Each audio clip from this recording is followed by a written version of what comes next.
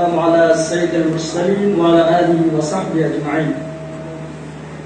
উলামা মাশায়েখ পরিষদ নোয়াখালী জেলা শাখা কর্তৃক আয়োজিত আজকের এই উলামা সম্মেলনের সম্মানিত সভাপতি, মঞ্চ উপবিষ্ট সম্মানিত নেতৃবৃন্দ, সম্মানিত উলামায়ে কেরাম, আল্লাহ পাকের দরবারে লাখো কোটি শুকরিয়া আদায় করি যার একান্ত মেহেরবানিতে আজকের এই উলামা সম্মেলনে আমাদেরকে আসার, বসার, কিছু কথা বলার, শোনার আল্লাহ পাক তৌফিক দান করেছেন, এজন্য শুকরিয়া আলহামদুলিল্লাহ। সম্মানিত ভাইয়েরা, এতক্ষণ পর্যন্ত আপনাদের সামনে দিক নির্দেশনামূলক বক্তব্য হয়েছে। আমাদের বিশেষ অতিথিবৃন্দ এবং প্রধান অতিথি গুরুত্বপূর্ণ আলোচনা পেশ করবেন। আমি শুধু আপনাদেরকে সংক্ষেপে দু একটি কথা বলতে চাই।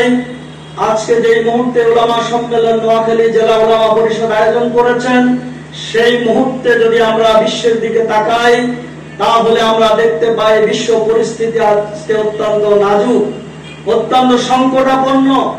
ইসলামের জন্য, দ্বীনের জন্য একদিকে আজকে সারা বিশ্বব্যাপী মুসলমানদের উপর যে অত্যাচার, নির্যাতন, নিপীড়ন চলছে, শাহাদাত বরণ করছেন, অন্যদিকে আবার কিছু উলামায়ে কেরাম, বিবেকবান মানুষ আজকে বিবেকে তাড়া না দিয়ে নিজেরা শুধু নিস্তব্ধ নিথর হয়ে বসে আছেন। আমি আজকের এই উলামা সম্মেলন আপনাদেরকে আহ্বান জানাতে চাই, আজকের এই পরিবেশ, যে অবস্থা, যে ক্রান্তিকাল এই দেশ অতিক্রম করছে, উলামায়ে কেরাম থেকে বসে থাকার আর সুযোগ নেই। আমরা কোরআনের যে আয়াতগুলো ইতিমধ্যে শুনেছি, এই আয়াতগুলো মূলত যারা আমার সামনে বসে আছেন তারাই মাদ্রাসাতে পড়াচ্ছেন, তারাই মসজিদে ইমামতি করতে গিয়ে বলছেন। কিছু আজকে বিবেককে প্রশ্ন করা দরকার, এই আয়াতের আলোকে কি আমরা নিজের আমল করতে পারছি? যদি আমল না করে থাকি তাহলে কাল কিয়ামতের ময়দানে আল্লাহর দরবারে কি জবাব দেব?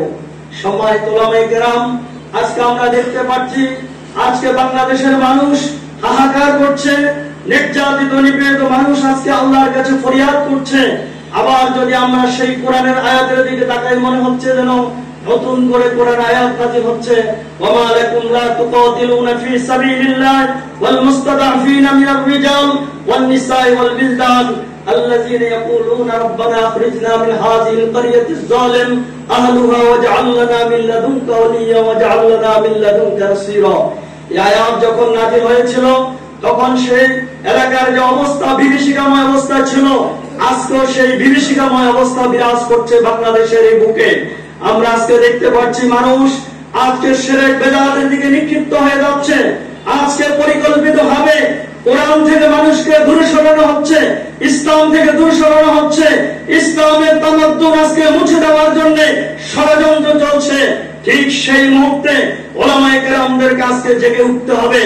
আজকে আপনাদের সামনে বৃহত্তর আন্দোলনের পক্ষ থেকে উলামায়ে কেরামদের উদ্দেশ্যে বক্তব্য উপস্থাপন করা হচ্ছে।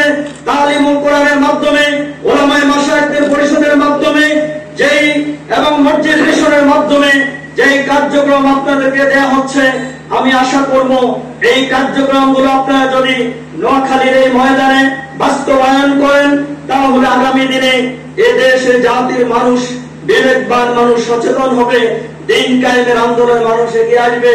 আমরা আপনাদেরকে আহ্বান জানাবো, আপনারা যারা আজকে মসজিদে, মাদ্রাসায় আজকে নেতৃত্ব দিচ্ছেন, এই নেতৃত্ব দানকারী লোকেরা সমাজ এবং রাষ্ট্রের নেতৃত্ব দেওয়ার জন্য আজকে আপনাদেরকে চেষ্টা করতে হবে।